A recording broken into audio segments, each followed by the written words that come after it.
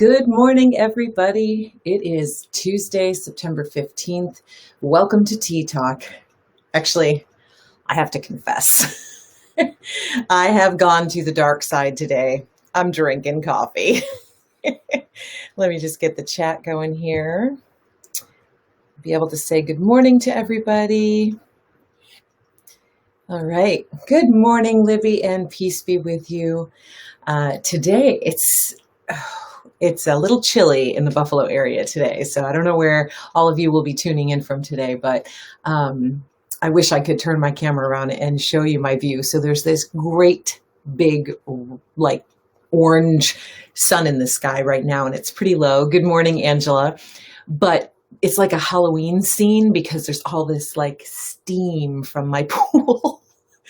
It got down to 37 degrees last night, and my pool is still set at 86. Yeah. Good morning. Yeah, it's cold there too. So yeah, Cleveland, same thing. Pretty chilly. Yeah, it's crazy. And so this like steam from my pool with the sun, this like orange sun, it was like Halloween or something really kind of spooky. Pretty soon, I think I'm going to have to surrender the pool. The pool has been the bane of my existence this year, as you know.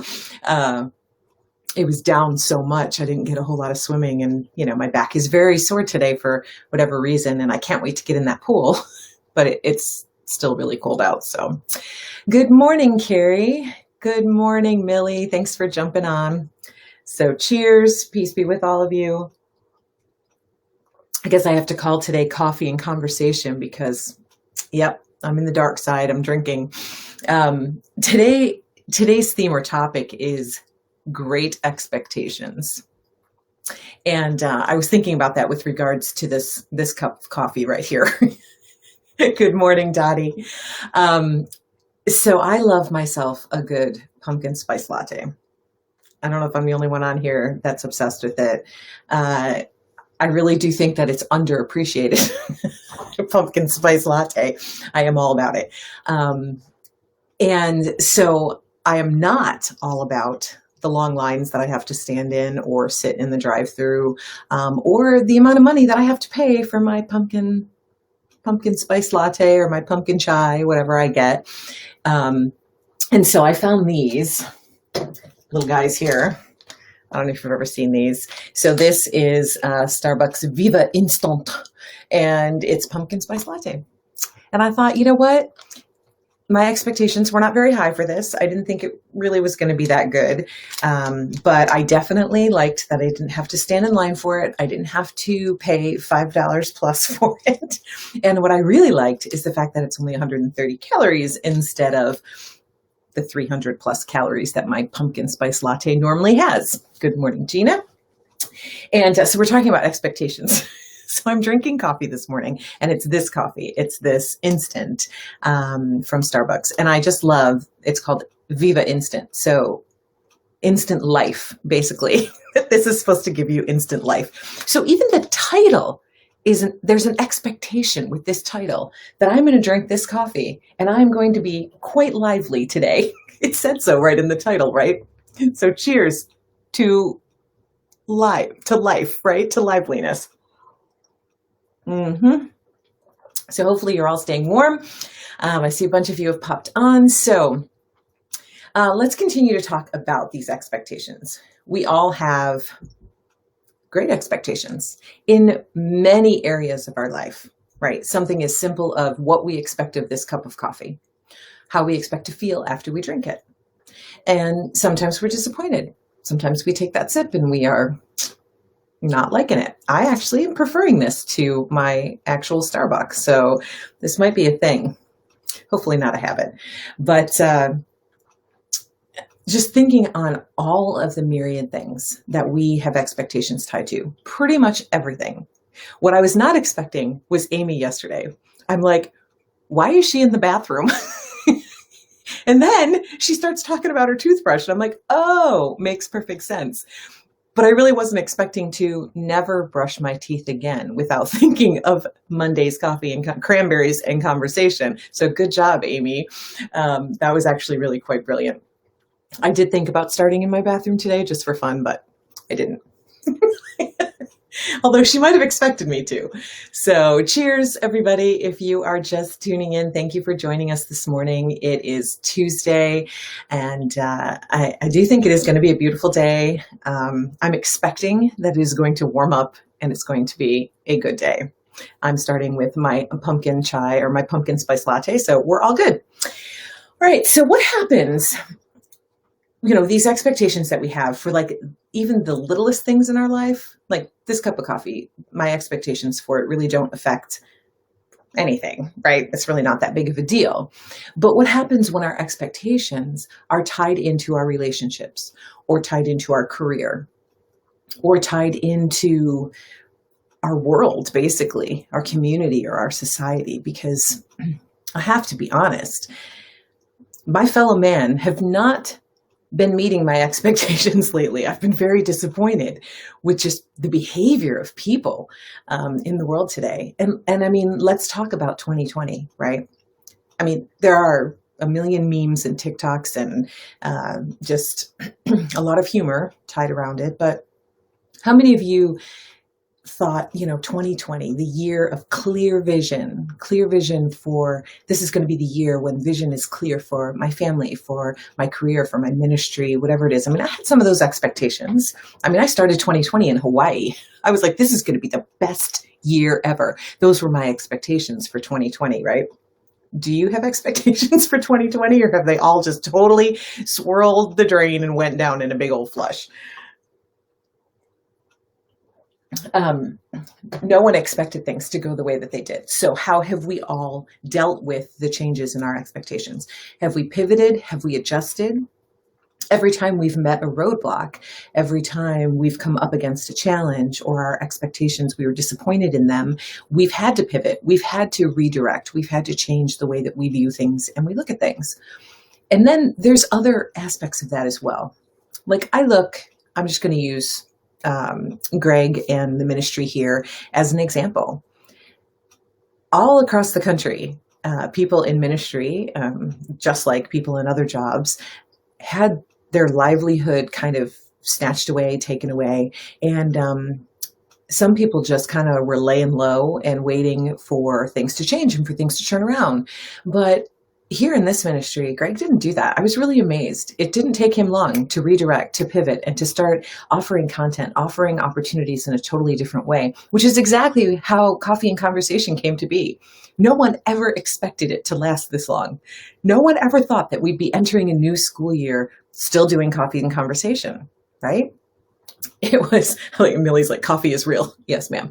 So here we are, this ministry took this pivot and is doing something wonderful with it and is continuing to find ways to thrive and to grow and to reach people, to the point where I personally have this great expectation of the ministry. Like when I need support or nourishment or food for thought or inspiration, I know I can come to the Faith in Real Life community and I'm going to find it there.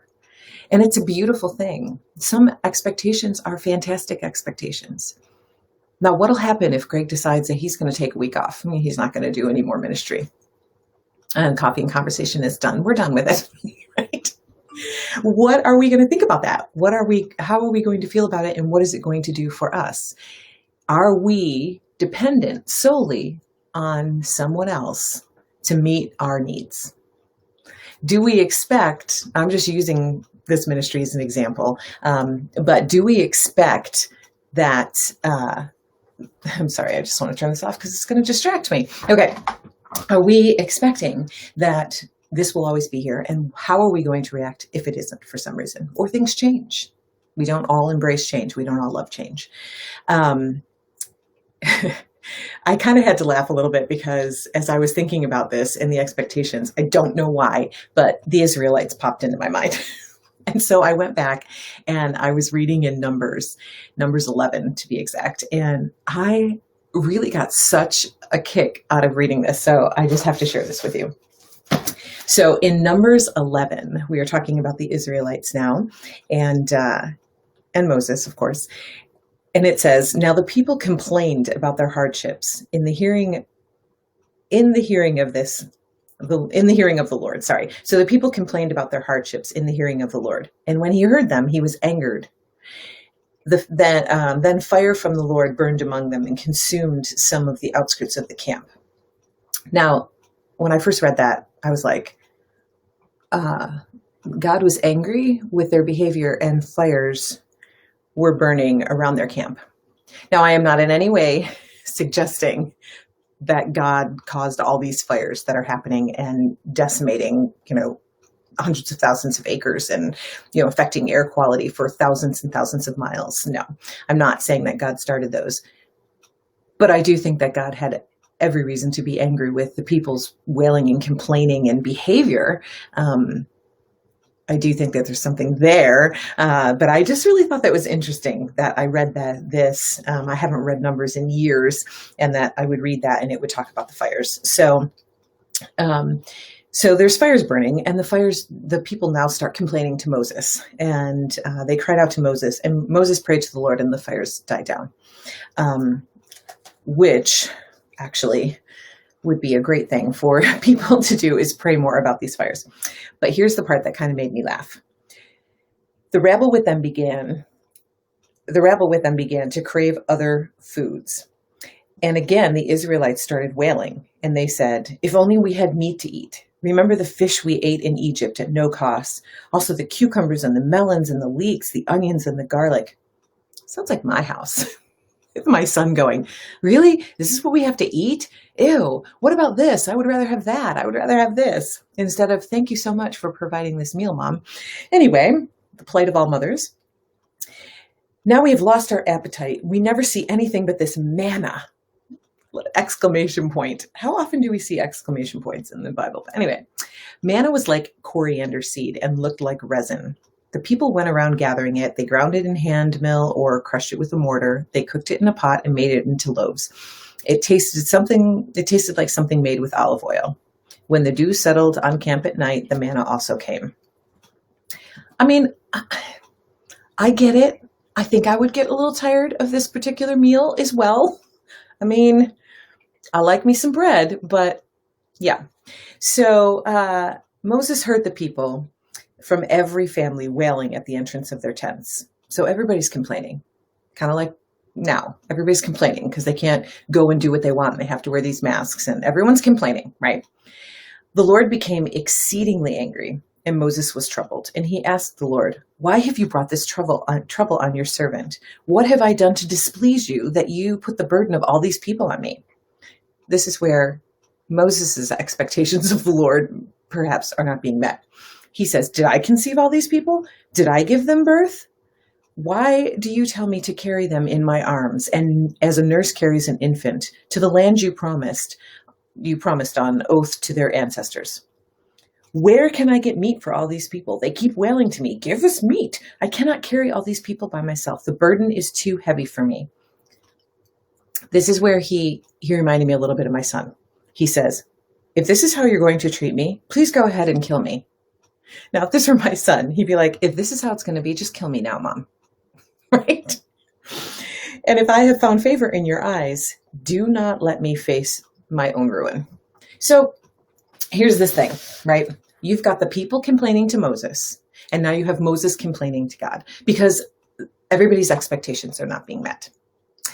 I think they believed wholeheartedly that, Moses believed that God was calling him to set his people free and to take them to the promised land. He tells the people this. The people expect that they're going to get there in a reasonable amount of time. They expect that they're going to eat meat along the way and cucumbers and melons and everything else. And suddenly their expectations are not being met. And how often does that happen in life? Good morning, Ted.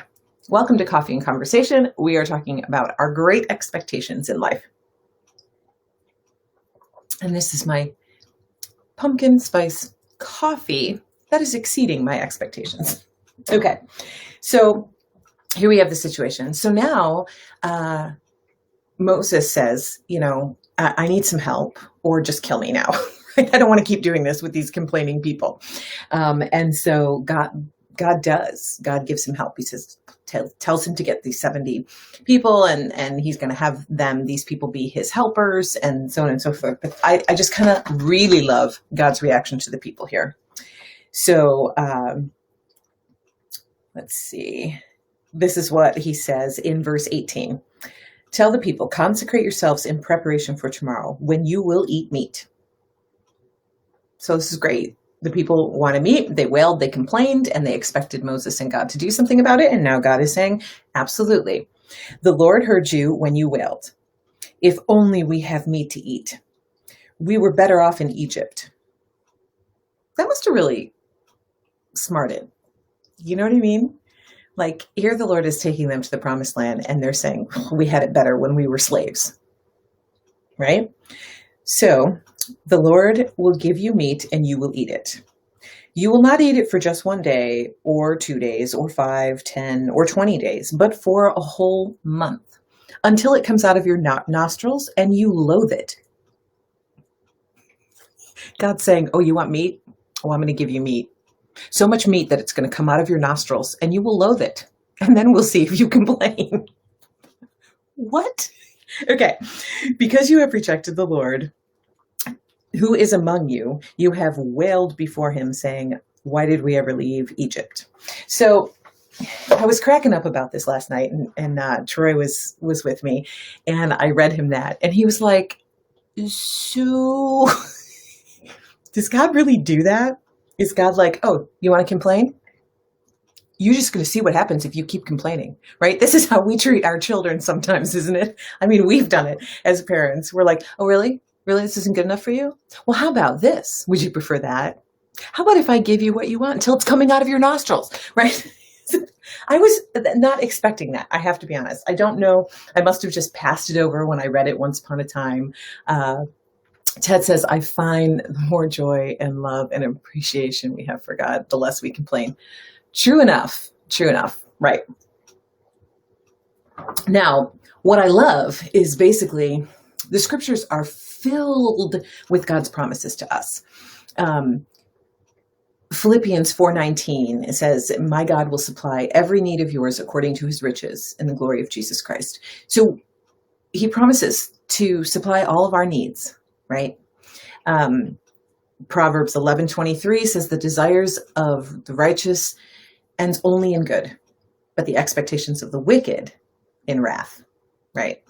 So we see examples of that all the time. And of course, Greg and I's favorite verse, Jeremiah 29, I know the plans I have for you to bring you good, to prosper you. There's some expectation that comes with that scripture verse. And that scripture verse really became very real and poignant to me again this week. Some of you already know this, but not everybody in the community does. But after 48 years, because I'm 48, after 48 years, I finally learned the name of my birth mother. I wasn't expecting it. It came last Wednesday, and it was kind of out of the blue. I had forgotten that I had ordered my original birth certificate when the law changed last year, and it just didn't come. And then COVID happened, and I totally forgot all about it. And then suddenly here, my original birth certificate was in my hands. I had no idea just how many expectations that I had for this moment, how many expectations I had on the name that I now know. There's a story that I told myself my entire life. There was a story about my birth mother. There was a story about the circumstances surrounding my birth. She was 16. My birth father was 26. I mean, there's stories and expectations that I had there.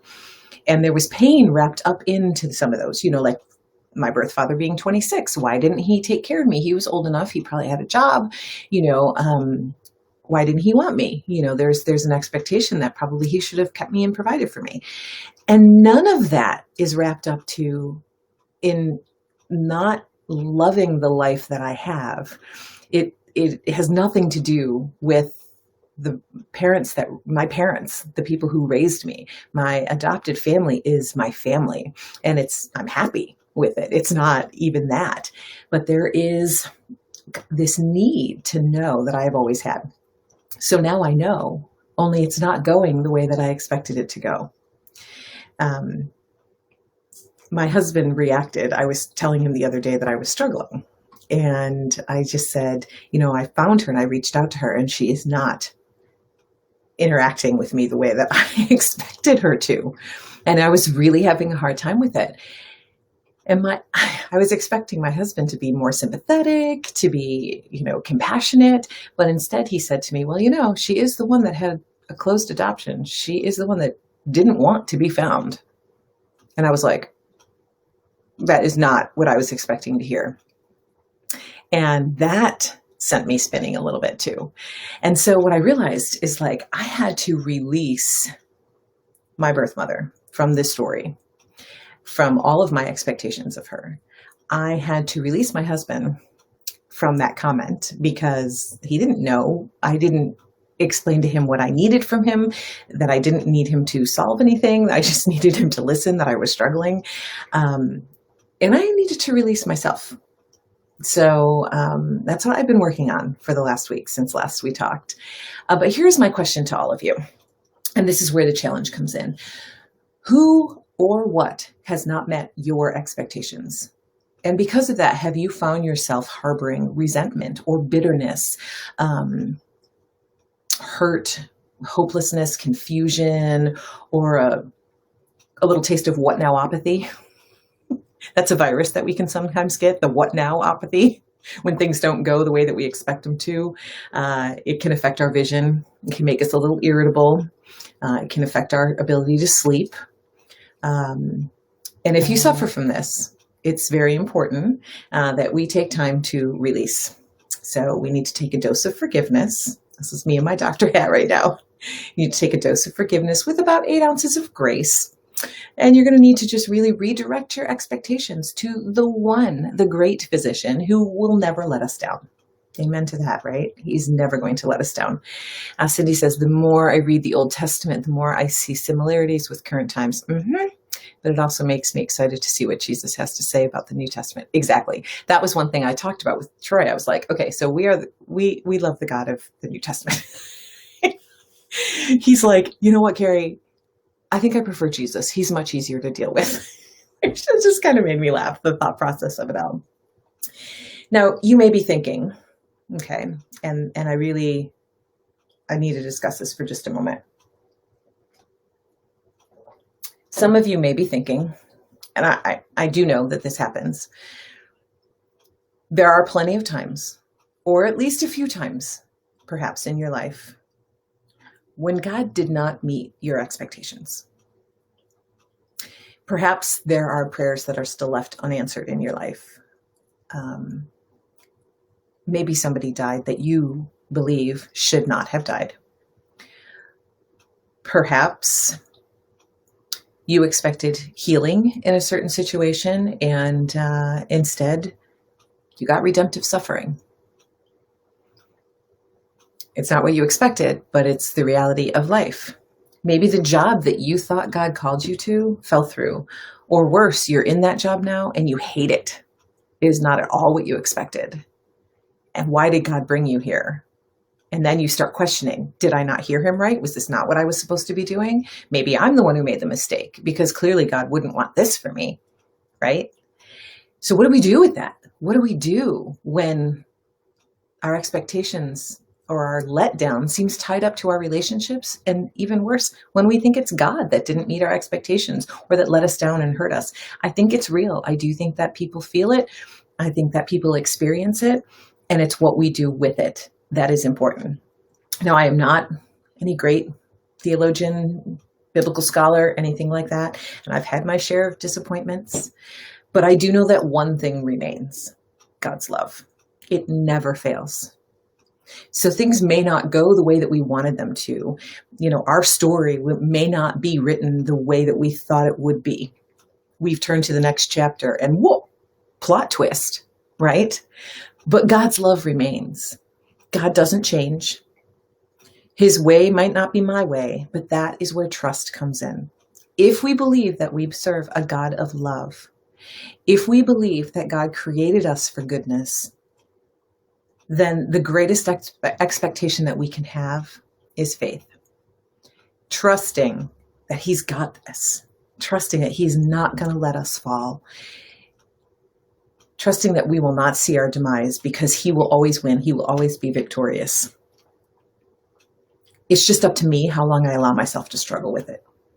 with my disappointments. It's up to you how long you will allow yourself to stay in that place instead of releasing those disappointments to God and letting Him make you whole again. Hopefully that all makes sense.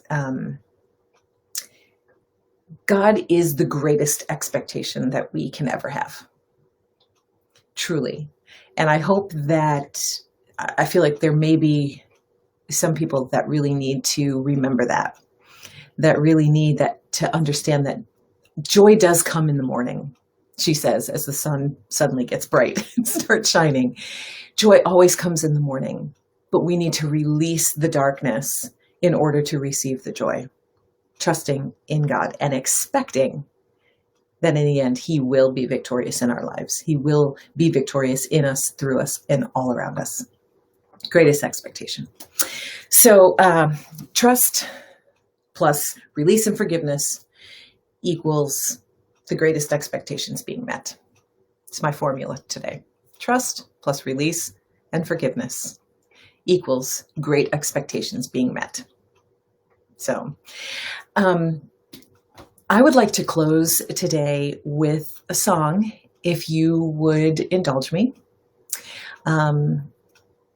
While I was working through all of the emotions and all of the unmet expectations over the last week, I took it to song. It's what I do. It's one of the ways when I can't work things out emotionally. I just sit down with my guitar.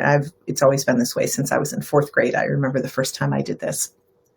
This is how I really kind of work through things. And I wrote a song with my birth mother in mind, but I wanted to share it with all of you. And I just wrote it last night. So you'll be the first people to hear it. But I feel like it's important. It's part of that forgiveness. And I also think that perhaps there might be someone here that needs to hear this as well. So would you please do me a favor while I share this song with you? If you would just please pray. Pray for all of the wailing going on in our world right now. All those who are suffering, all those whose expectations were not met and they're being crushed under the weight of their disappointments. Just pray for healing, for forgiveness, for release, and for a whole lot more trust. Let's do that.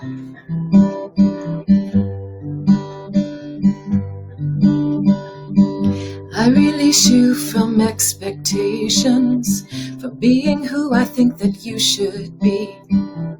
And I release you from all the ways that I thought that this would go. And I release you from the expectations of all the things I wanted you to say. And I release you from all the things that I thought that you would do. And I release you from the stories that I told myself about who you are. And I release me too. 'Cause I'm a daughter of the King of Kings. I am a child of the Prince of Peace. And I know that I am His and He is mine. And I will rest in my Father's arms, safe in the shadow of His wings. He will never let me down. He will never let me go. He will never stop loving me. I am His and He is mine, and I am free. And I release you from the expectations of all that you should want to know me. And I release you from any pain, rejection, loss, and guilt and shame. I release you from my expectation, and I will love you for who you were. A brave little girl that had a little girl once upon a time. Now I'm a daughter of the King of Kings. I'm a child of the Prince of Peace. voice. And I know, yes, I know, I am his and he is mine. And I will rest in my Father's arms, safe in the shadow of his wings. And he will never let me down, he'll never let me go, and he'll never stop loving me. 'Cause I am his and he is mine. That makes me free. I release you from my story. You are free to be who he created you to be. And I am ever grateful you chose life when it mattered most. You chose life. You chose life. You chose me.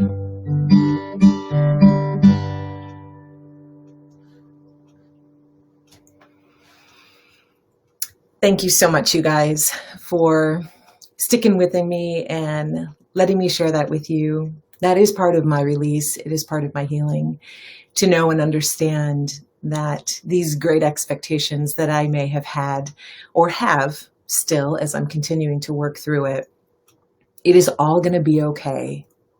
I can face any disappointments. I can face however this goes or whatever comes my way, because at the end of the day, I am his child. I'm a child of the King of Kings, just as each and every one of you are here today as well. So if any of you are facing insecurities, doubts, fear, any of those things, just take it to your dad. He's waiting for you with his arms open wide, and he just wants to say, you know what, come and rest in the shadow of my wings for just a little bit and let me love all over you, my child, because you are mine and I am yours. So with that, I would like to end today with my thanks and appreciation. Just a reminder to go to the Faith in Real Life page and share it with other people. Continue to spread the ministry and share the word. And guys, you know what? As we're talking about the fact that this coffee and conversation has been going on for as long as it has, and how we've all come to expect it and love it, and we jump on and we start our day with it, and it's a wonderful thing. If you want to make donations to the ministry to help it keep going, please do. You can do so. Just contact Faith in Real Life through the ministry page. There's a donate button, I'm sure. and just go ahead and help support the ministry. I think that would be wonderful. I think it is something that we all can get behind, because we can know and expect that great things are going to continue to come out of the ministry. So God bless you guys. God keep you. Thank you so much. We will see Millie tomorrow. I love our Millie Minutes. They're just fantastic. And of course, Greg probably on Thursday, podcast on Friday. So still lots of wonderful ministry coming through. So peace be with everybody. If I missed any announcements, I know Libby will add them to the comments here, but just have a wonderful day. And thank you so much for joining us today. God bless you guys.